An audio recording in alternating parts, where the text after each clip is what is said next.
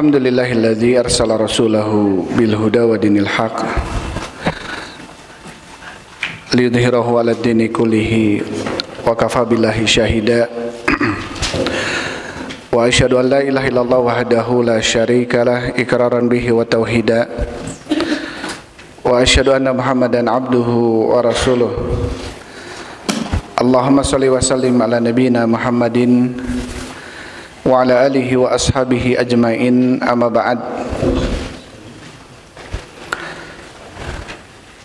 Hadirin wal hadirat, ikhwan wa akhwati fillah, hafizakumullah. Alhamdulillah, segala puji bagi Allah Subhanahu wa taala yang telah memberikan kemudahan kepada kita di dalam melaksanakan sebagian kewajiban kita selaku kaum muslimin muslimat, yaitu salat maghrib dilanjut dengan talabul ilm. Mudah-mudahan langkah yang kita langkahkan ke majelis ilmu ini menjadi penyebab dimudahkannya langkah kita menuju surga Allah Subhanahu wa taala. Karena dalam sebuah hadis Rasul sallallahu alaihi wasallam beliau mengatakan, man salaka tariqan yaltamisu fihi ilman sahalallahu lahu bihi tariqan ila jannah. Barang siapa yang melangkahkan kakinya untuk mencari ilmu agama, maka Allah akan mudahkan baginya langkah menuju surga. Taib. Ikhwan wa akhwati fillah, hafizakumullah. Insyaallah kita lanjutkan pembahasan kita dalam kitab Riyadhus Shalihin. Terakhir kita selesai dari Kitabul Janaiz, kitab tentang permasalahan jenazah. Bab yang terakhir yang kita bahas adalah tentang babul buka wal khauf inda murudi bi kuburi zalimin. Bab anjuran untuk menangis dan mempunyai rasa takut ketika melewati kuburan orang-orang yang zalim. Ini udah kita bahas ya pada pertemuan yang sebelumnya. Sekarang masuk ke pembahasan yang baru. Berkata Imam An-Nawawi rahimahullahu ta'ala dalam kitabnya Riyadhus Shalihin, Kitabu Adab Safar, kitab adab safar, etika tentang safar atau berpergian. Jadi pembahasan yang akan kita bahas setelahnya adalah tentang permasalahan adab-adab, etika-etika seseorang muslim, Waalaikumsalam, ketika hendak atau sedang melakukan safar atau perjalanan. Jadi apa saja hal-hal yang perlu untuk kita perhatikan. Terlebih kita adalah seseorang yang senantiasa melakukan perjalanan ya, senantiasa melakukan perjalanan atau safar, sehingga sangat penting hal ini kita ketahui agar kita tentunya perjalanan kita ini diberikan kemudahan ya, keberkahan oleh Allah Subhanahu wa taala. Taib. Kemudian setelah membawakan Kitabu Adab Safar, beliau Imam Nawawi mengatakan bab istihbabi al-khuruji yaumal khamisi. Bab mustahabnya keluar pada hari Kamis. Wastihbabihi awwalin nahar. Dan disukainya keluar di nahar awal nahar, artinya di pagi hari. Taib. Jadi dalam bab ini Imam Nawawi mengatakan tentang keutamaan atau disukainya, mustahabnya seseorang yang mau melakukan perjalanan atau safar itu sebaiknya di hari Kamis. Ini yang pertama. Dan yang kedua, perjalanannya pun kalau bisa ya sebaiknya dilakukan di awal hari, yaitu di pagi hari, yaitu di pagi hari. Ini tentunya afdaliyah, keutamaan. Tetapi ketika seseorang tidak bisa kondisinya, apalagi sekarang berkaitan dengan jadwal tiket kereta api, tiket pesawat, tiket bis ya, beda-beda waktunya. Kita nggak bisa menentukan hal itu, apalagi padatnya di waktu pagi misalkan, kita memilih waktu yang lain, siang atau sorenya. Tentu ini tidak mengapa, hanya saja ini termasuk perkara mustahab. Apa itu mustahab? Sesuatu yang dicintai, sesuatu yang disukai oleh syariat ya, oleh Nabi SAW. Dikatakan oleh Imam Ibnu Utsaimin rahimahullahu taala, as-safaru huwa mufaraqatul watani. Safar ini adalah seseorang dia berpisah dari negeri atau berpisah dari tempatnya. Maka ini adalah safar namanya. An yakhrujal insanu min watanihi ila watanin akhar aw ilal bariyati wa sumiya safaran li'annahu minal isfar. Dan safar ini adalah seseorang dia keluar dari tempatnya menuju tempat yang lain. Dari tempatnya menuju tempat yang lain, dari kampungnya menuju kampung yang lain.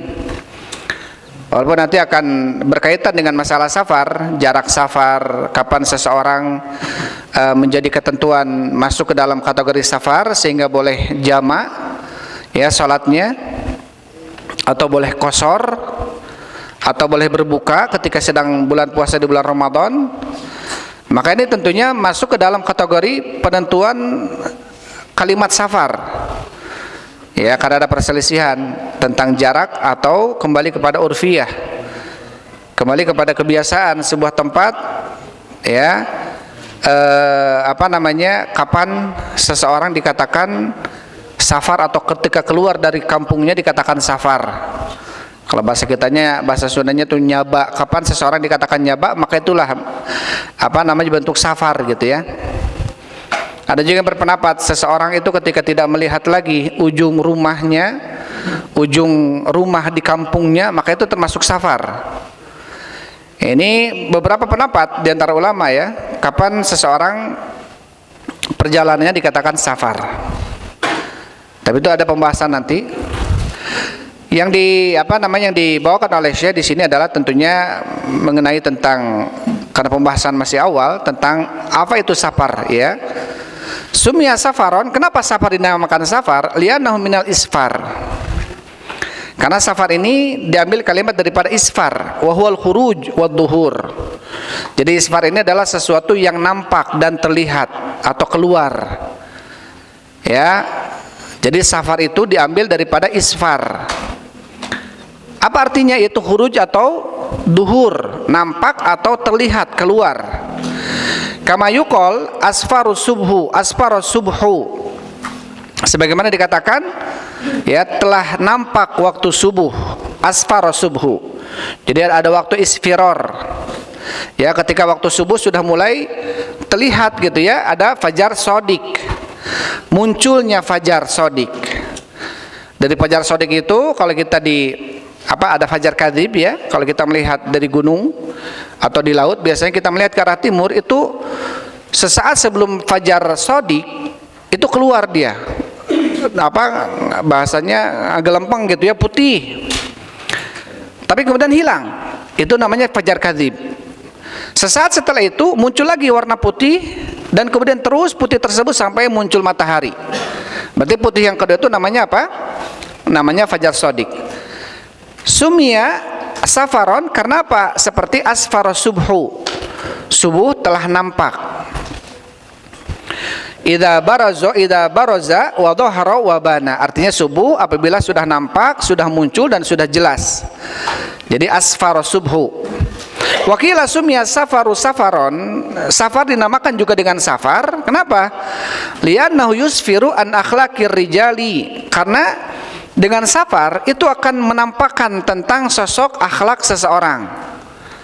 Ya, safar sumia safaru safaron. Kenapa? Yusfiru an akhlaqir rijal, bisa memperlihatkan watak asli seseorang. Itu ketika apa? Ketika safar. yakni yubayyinu wa yuwaddihu akhlaqir rijali wa ahwalihim. Artinya dengan safar itu bisa terlihat dan bisa menjelaskan akhlak asli, akhlak seseorang. Faka min insani la ta'rifuhu wa la ta'rifu siratahu illa idza safarta ma'ah. Berapa banyak ya kamu atau beberapa banyak manusia tidak diketahui kondisinya kecuali diketahui ketika kamu sudah safar bersamanya, sudah pernah pergi bersamanya, safar dengannya, maka terlihat watak aslinya. Maka terlihat watak aslinya. Urifta atau arafta akhlaqahu wa arafta siratahu, maka dengan safar kamu akan tahu akhlak dia itu seperti apa aslinya. Akan tahu bagaimana kondisi dia gitu ya, aslinya ketika safar bersamanya. Wa arafta itharhu ala nafsihi, kamu akan melihat bagaimana itharnya dia terhadap dirinya. Arti bagaimana seseorang lebih mementingkan kepentingan orang lain dibanding dirinya, atau tidak mengedepankan egoisme, lebih mementingkan diri ketika safar. Ila ghairi dzalik, atau selain daripada itu. Jadi intinya ketika seseorang safar bersama orang lain, maka akan nampak dari orang tersebut hakikat atau akhlak aslinya. Hatta kana Amirul Mukminin Umar, sampai-sampai terbukti Amirul Mukminin Umar bin Khattab, semoga Allah meridainya, idza zakka ahadun syakhsan indahu, apabila ada seseorang dan orang itu memberikan pujian tazkiyah kepada orang lain di sisi Umar bin Khattab. Jadi ketika ada seseorang, orang itu mengatakan, ya Umar, ya Amirul Mukminin, orang ini, seperti itu. Dia memujinya, dia mentazkiyahnya. Kemudian Umar mengatakan, hal safarta ma'ahu, apakah kamu pernah safar bersama dia? Hal amil tahu, apakah kamu pernah bermuamalah, interaksi dengan dia? In qala na'am qabila tazkiyatahu, apabila dia mengatakan iya, saya pernah safar dengan dia, saya pernah berinteraksi dengan dia, ini hubungan muamalah duniawiyah. Wa in qala, dan apabila dia mengatakan iya, maka diterima persaksiannya oleh Umar, karena orang ini betul tahu tentang kondisi orang yang dipujinya, karena pernah bersafar bersamanya.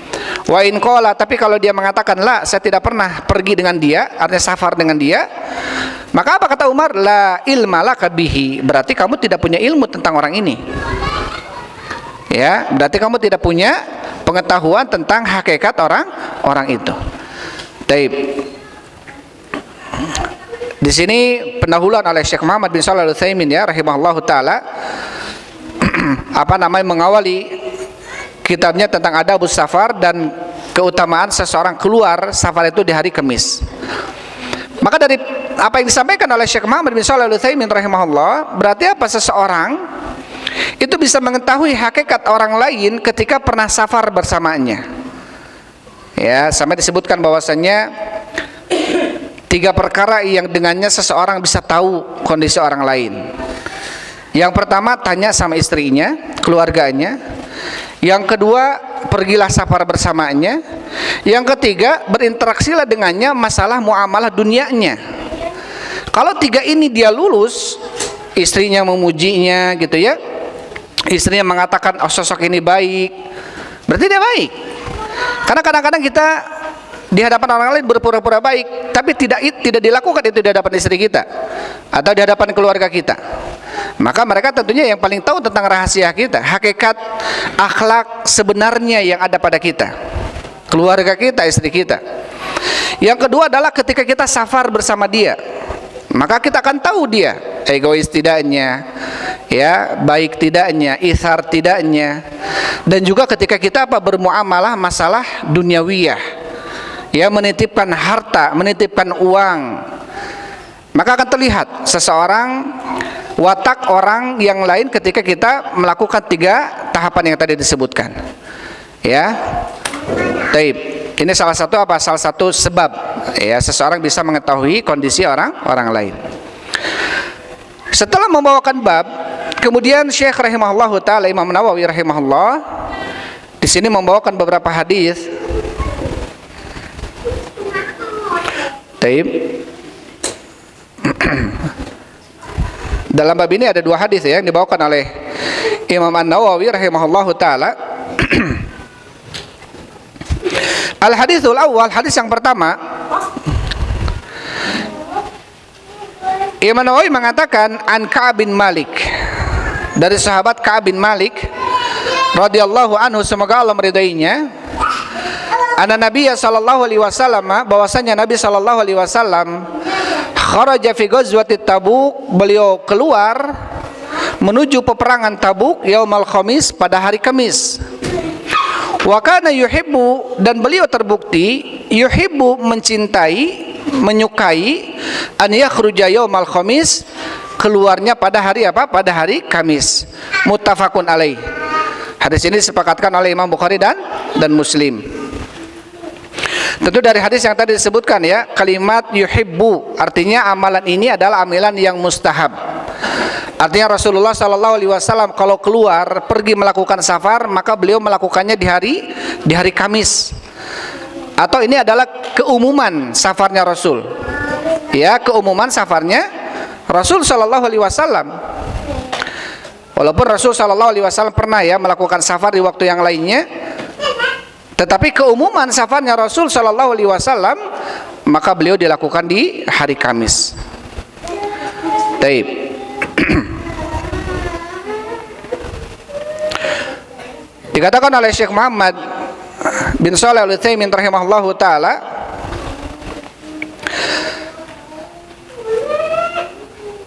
di dalam hadis ini,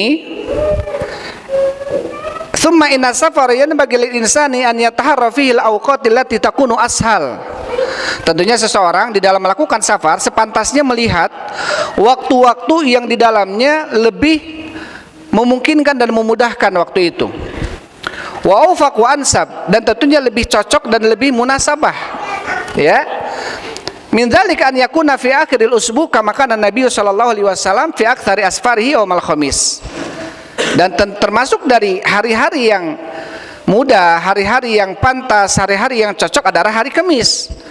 Kenapa? Karena hari Kamis adalah hari terakhir dalam satu minggu itu Kamis. Jadi kalau di Arab itu liburnya apa? Jumat. Ya, maka Kamis itu mereka apa? Malam Kamis itu berarti malam Jumat itu libur. Makanya kalau orang-orang sekitaran Arab ya, orang-orang Mekah itu kalau malam Jumat, umroh atau Jumat itu penuh biasanya, bukan penuh, banyak. Karena kebanyakan orang-orang mukimin Mekah sekitarnya karena mereka libur.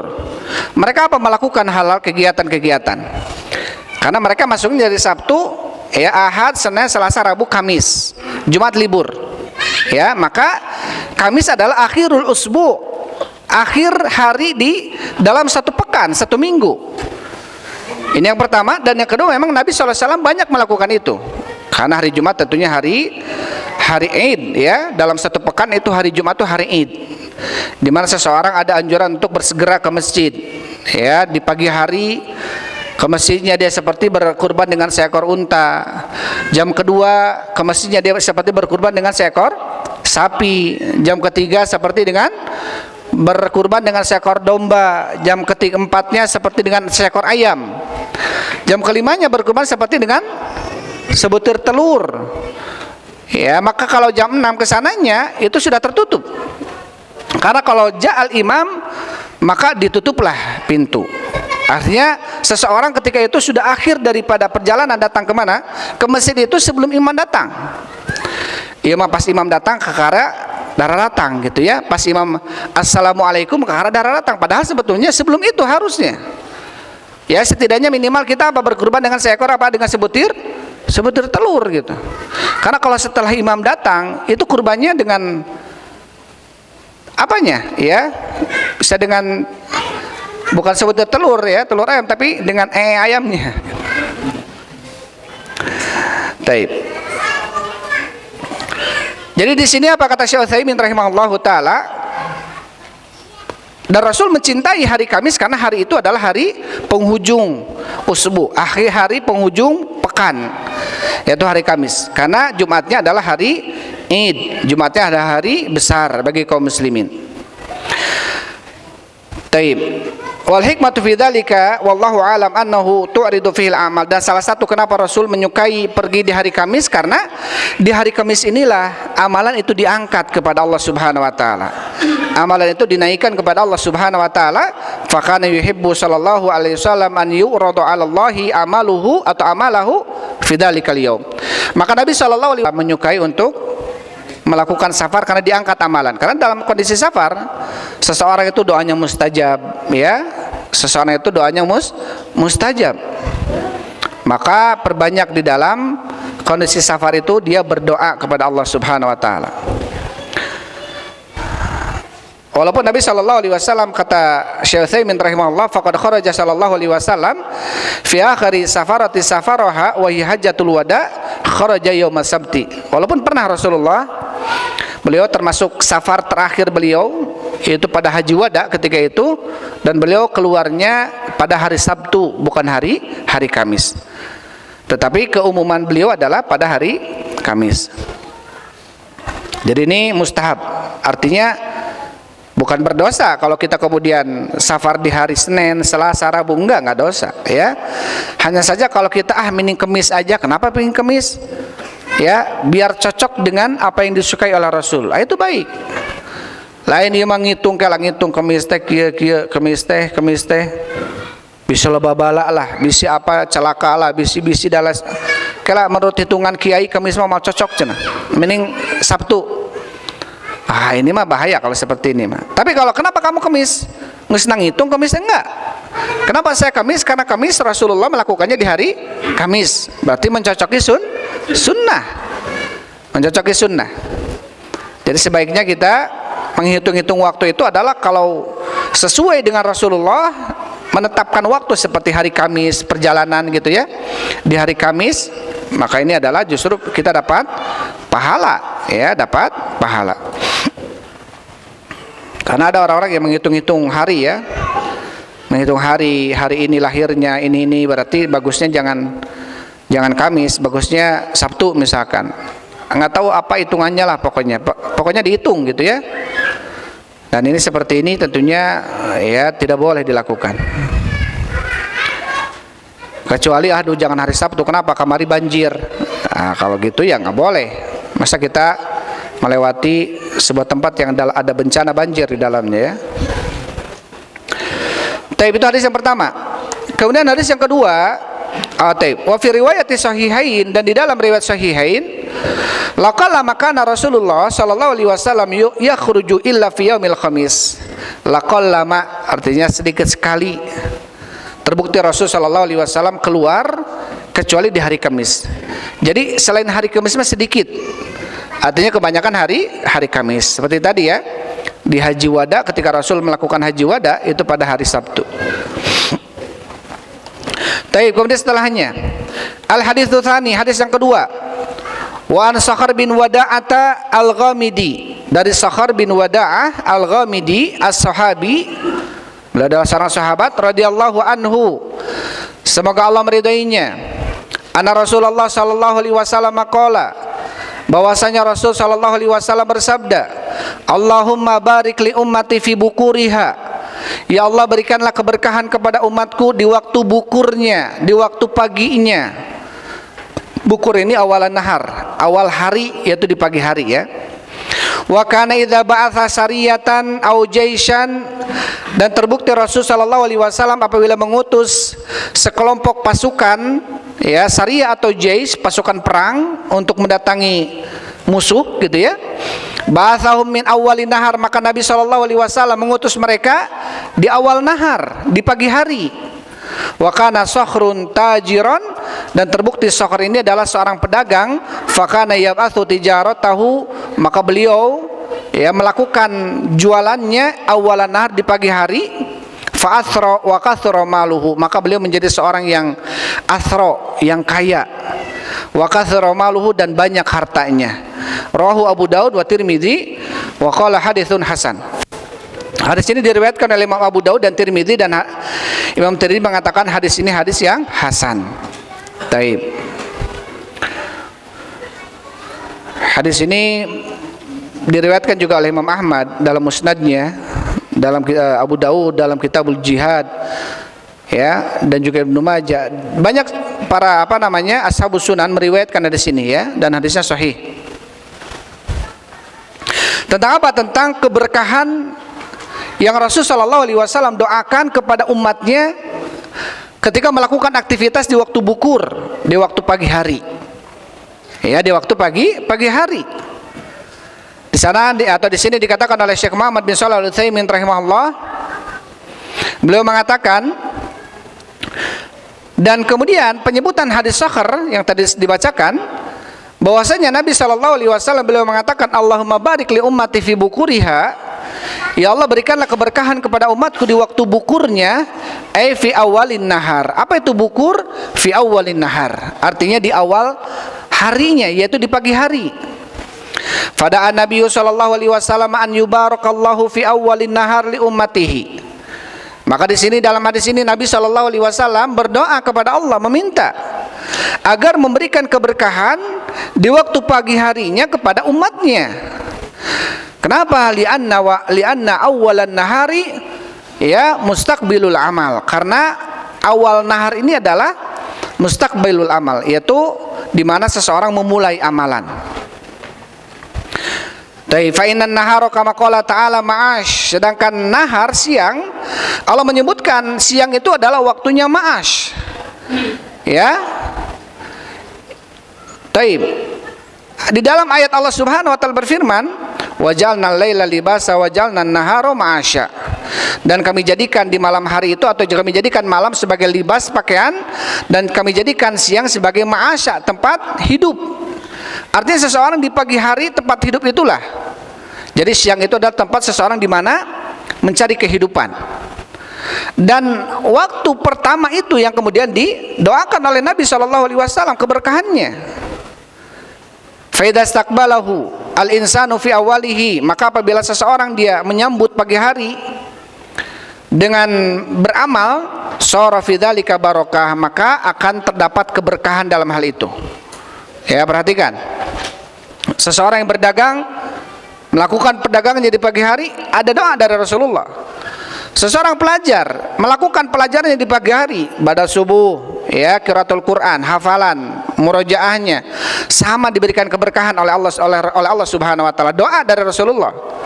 Karena siapapun yang menghidupkan paginya, pedagang melakukan perdagangannya, pelajar melakukan pelajarannya, pengajar melakukan pengajarannya, aktivitas-aktivitas yang dilakukan di waktu awal nahar, maka semuanya mendapatkan doa keberkahan. Ya, yang ke sawah di pagi harinya sama mendapatkan doa keberkahan. Ya, yang bekerja kantor pagi hari, ya, semua aktivitas yang dilakukan di awalan nahar atau di awalin nahar di pagi hari, maka semuanya akan mendapatkan doa dari Rasul agar diberikan keberkahan. Ini menunjukkan apa?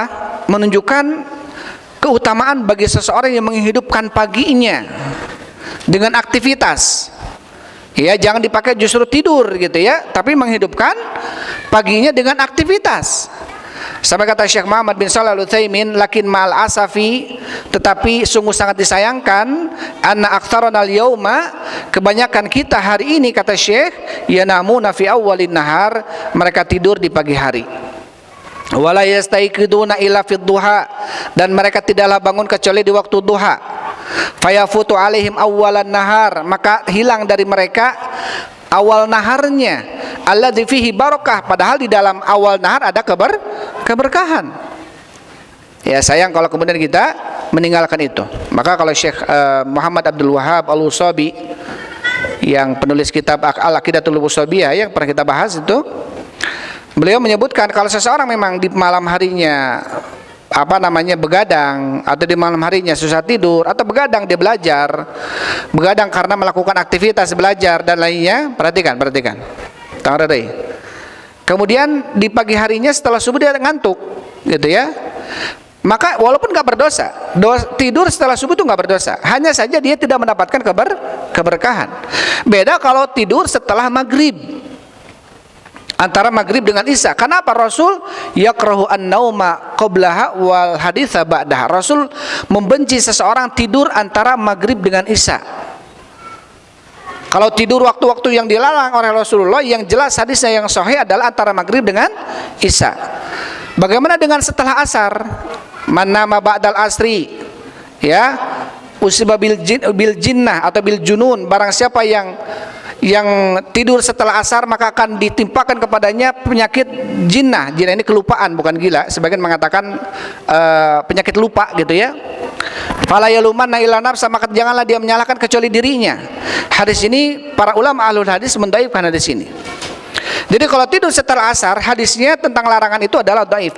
Tetapi fuqaha ini adalah al-fiqih, mengambil hukum dari ini karena melihat waqi'nya demikian. Karena melihat apa? Efeknya betul. Kadang-kadang kalau kita tidur setelah asar, bangun-bangun maghrib, kadang kita linglung. Ya, pernah nggak merasakan seperti itu? Pernah. Kita mungkin capek setelah asar tidur, pas bangun maghrib dikirain subuh gitu. Ya, linglung. Dan kalau banyak tidur di waktu itu bahaya. dari sisi kesehatan.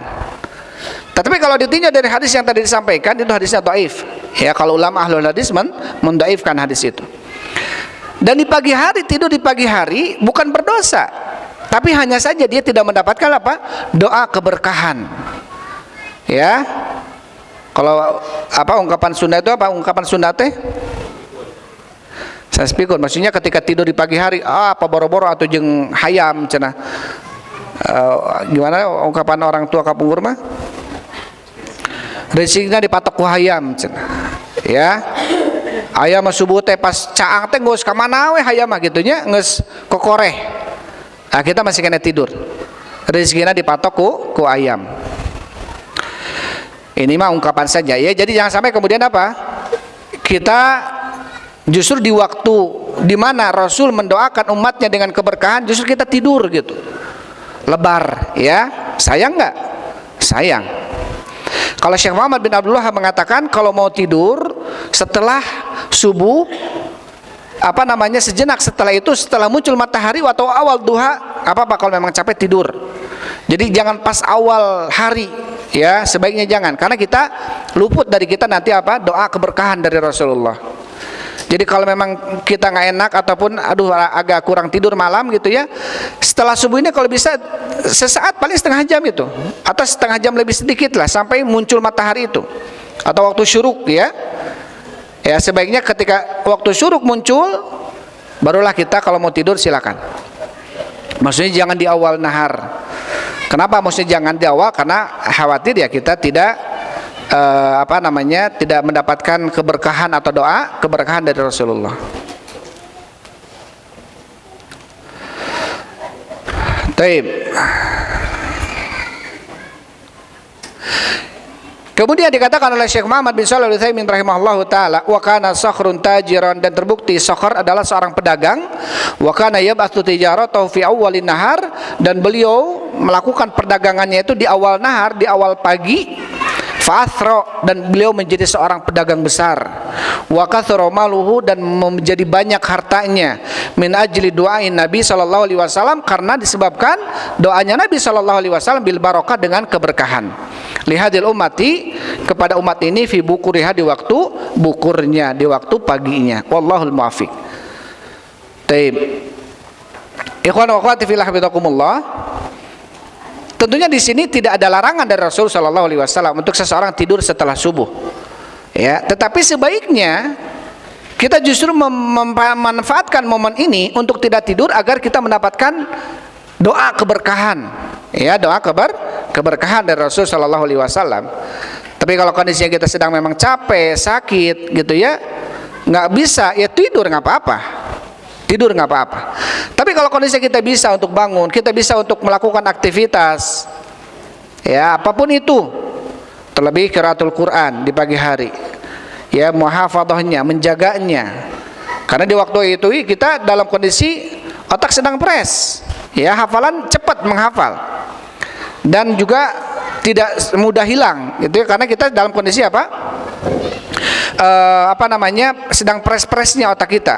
Manfaatkan dengan itu. Sebelum kita memulai aktivitas, ya kita membiasakan baca Al-Quran, mungkin satu halaman atau 2 halaman. Kemudian kita pergi misalkan bekerja, intinya apa, kita mengawali hari dengan apa, membaca Al-Quran. Sebaiknya kita jangan sampai kemudian lupa, ya, satu hari kita membaca Al-Quran. Ya, membaca Al-Quran adalah salah satu sebab kemudian akan turunnya rahmat kepada kita, turunnya keberkahan kepada kita. Apalagi kita membacanya di awal nahar atau di sebelum subuh, apalagi ya. Warqu Al-Quran al-fajri kana masyhuda, karena bacaan Quran di waktu fajar itu masyhud, disaksikan. Ada keutamaan. Tapi ada tempat tadi ya, yang jelas-jelas kalau Rasul Shallallahu Alaihi Wasallam melihat tidur waktu yang dilarang adalah jelas antara maghrib dengan isya, itu dibenci ya oleh Rasul Shallallahu Alaihi Wasallam.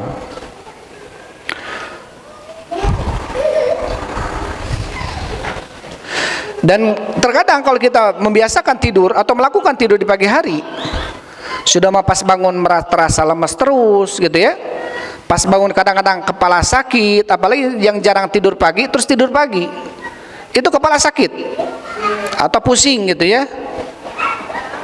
Sudah itu lemas terus sampai siang. Beda kalau kemudian kita justru di pagi hari ada aktivitas. Intinya manfaatnya lebih besar dan kita rasakan itu ya. Manfaatnya selain ini adalah anjuran Rasul Shallallahu Alaihi Wasallam, juga dari sisi manfaat duniawi kita dapatkan itu.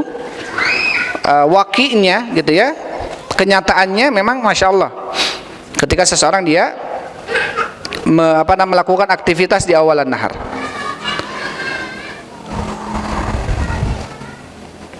Jadi tadi poin-poin yang disampaikan ya dalam bab ini. Yang pertama adalah seseorang sunahkan untuk melakukan safar di hari Kamis. Terlebih kalau dia mampu melakukan di hari Kamis di awal naharnya, di awal harinya, itu di pagi hari. Kenapa? Karena di pagi hari waktu yang didoakan keberkahan oleh Rasul Shallallahu Alaihi Wasallam. Selain hari Kamis adalah hari di mana Rasul menyukai karena diangkat amalannya. Apalagi kalau melakukannya di awal nahar karena mendapatkan keberkahan doa dari Rasulullah. Terlebih safar yang kita lakukan adalah safar taat. Safar taat mendatangi orang tua gitu ya, untuk birrul walidain, melakukan ibadah baik haji atau umroh, safar untuk thalabul ilmi ya. Safar untuk saling menziarahi antara muslimin dengan muslim yang lainnya. Ya, sampai ada seseorang yang kemudian melakukan safar untuk mendatangi saudaranya, maka kemudian apa dalam hadis kata Rasul, maka turun kepadanya malaikat. Mau kemana kamu? Saya mau mendatangi si fulan di tempat itu. Apakah karena duniawi yang kamu inginkan darinya atau urusan dunia? Lah, saya mendatanginya ziarah kepadanya karena saya cinta kepadanya, karena Allah Subhanahu Wa Taala. Maka kemudian apa? Ya, bahwasanya Allah mencintaimu. Karena dia Allah mencintaimu karena kamu telah mencintai dia karena Allah Subhanahu Wa Taala. Artinya orang yang saling mencintai karena Allah, apalagi melakukan safar perjalanan ya, itu adalah safar ibadah. Berbeda kalau safar maksiat. Ya, melakukan dari Bandung ke Jakarta, untuk apa di Jakarta? Untuk melakukan maksiat gitu. Ya, ke rumah maksiat milih kemis kami harada nyunah gitu ya. Ya, tetap maksiat, apalagi dahulukan di awalan kami dapat berkah. Jelas-jelas ya melakukannya niatnya datang ke Jakarta melakukan kemaksiatan misalkan. Ya, ini mah tentunya ya safarnya adalah safar maksiat dia. Taib. Maka Bapak Ibu yang dirahmati Allah Subhanahu Wa Taala, itu ya poin yang pertama yang disampaikan malam ini tentang adab safar, etika seseorang di dalam melakukan perjalanan. Melakukannya di hari Kamis, melakukannya di awal nahar, ya, karena itu adalah salah satu sebab-sebab akan turunnya keberkahan, karena didoakan oleh Rasulullah Sallallahu Alaihi Wasallam. Itu saja yang bisa saya sampaikan untuk malam ini, karena ada bab setelahnya karena waktu tidak cukup. Allah a'lam bishawab. Alhamdulillah wassalatu wassalamu ala Rasulillah. Subhanakallahumma rabbana bihamdik asyhadu an la ilaha illa anta astaghfiruka wa atubu ilaik. Assalamualaikum warahmatullahi wabarakatuh.